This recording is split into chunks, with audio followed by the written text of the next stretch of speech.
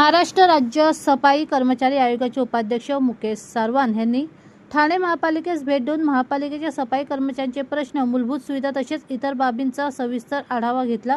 दरम्यान सफाई कर्मचारी हा सर्वात महत्त्वाचा घटक असून सफाई कर्मचाऱ्यांसाठी ठाणे महानगरपालिका राबवित असलेल्या योजना हे अभिमानास्पद असून इतर महापालिकांनी देखील ह्याचे अनुकरण केले तर सफाई कर्मचाऱ्यांचे प्रश्न राहणारच नाही, असे वक्तव्य त्यांनी यावेळी केले।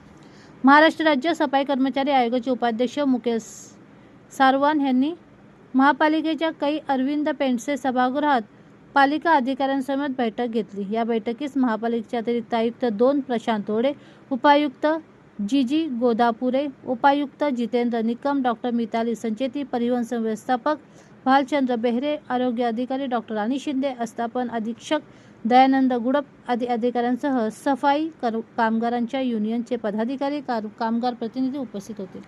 ठाणे महानगरपालिकेच्या वतीने 15 ऑगस्ट, 26 जानेवारी व 1 मे ह्या दिवशी 10 कर्मचाऱ्यांचा गुणवंत सफाई कर्मचारी म्हणून सन्मान, सफाई कामगारांसाठी घरे, त्यांच्या वारसांना शैक्षणिक अर्हतेनुसार पदावर सामावून घेणे, आरोग्यविषयक सुविधा, पदोन्नती, आतापर्यंत वारसा हक्काने दिलेल्या नियुक्त्या ह्याची सविस्तर माहिती उपायुक्त जेजी गोदापुरे यांनी आयोगासमोर मांडली। सफाई कर्मचारी हा महत्त्वाचा घटक असून शहर स्वच्छ ठेवण्याचे काम ते सातत्याने करत आहेत।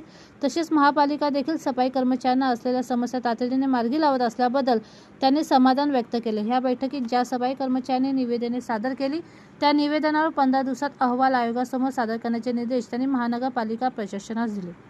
ठाणे महापालिकेच्या माध्यमातून सफाई कर्मचाऱ्यांसाठी उत्कृष्ट सफाई कर्मचाऱ्यांना प्रोत्साहित करणे, मासिक वेतन वेळेवर अदा करणे, सफाई कर्मचाऱ्यांना सेवानिवृत्तीनंतरचे फायदे हे सेवानिवृत्ती दिवशी दिले जाते, सफाई कर्मचाऱ्यांना सुरक्षा साहित्य साधने दिली जातात, कर्मचाऱ्यांची आरोग्य तपासणी केली जाते, तसेच महिला कर्मचाऱ्यांची मेमोग्राफी तपासणी केली जाते। ह्या सुविधांबाबत महाराष्ट्र राज्य सफाई कर्मचारी आयोगाच्या उपाध्यक्षांनी समाधान व्यक्त केले।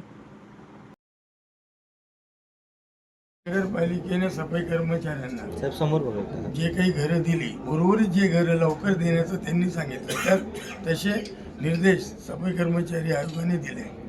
विशेषतः ठाणे महानगरपालिकेमध्ये सफाई कर्मचाऱ्यांच्या विकासासाठी आणि जे काही शासनाचे धोरण आहे त्याची अंमलबजावणीसाठी ठाणे महानगरपालिकेचं कार्य अभिमानास्पद असल्याचं मला दिसून आलं। आज कोणकोणत्या प्रकारची निवेदन प्राप्त झाली आहेत? आज मृत पावलेल्या 3 जणांच्या व्यक्तींना काही निधी मिळावा, त्यात महापालिकेने त्यांना 10-10 लाख रुपये अदा केलेले आहेत।